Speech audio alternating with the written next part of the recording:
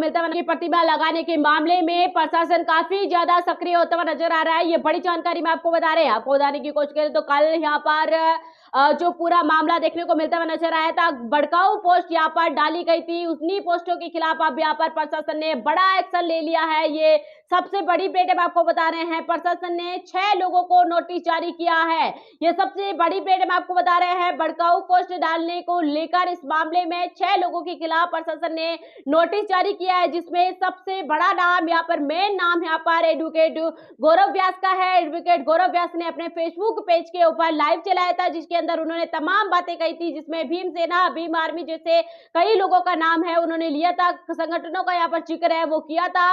उसी के बाद इसे यहाँ पर पूरा मामला है ग्वालियर हाईकोर्ट के बाद बिगड़ता हुआ नजर आया। उसके बाद अब प्रशासन इस मामले में काफी ज्यादा अलर्ट होता हुआ नजर आ रहा है और 6 लोगों के खिलाफ मुकदमा एक तरीके से नोटिस जारी किया है इस मामले के अंदर। तो ये बड़ी जानकारी मैं आपको बता रहे हैं। प्रशासन के द्वारा एडवोकेट गौरव व्यास सहित यहाँ पर 6 लोगों के खिलाफ नोटिस जारी किया है भड़काऊ पोस्ट डालने को लेकर। तो ये सब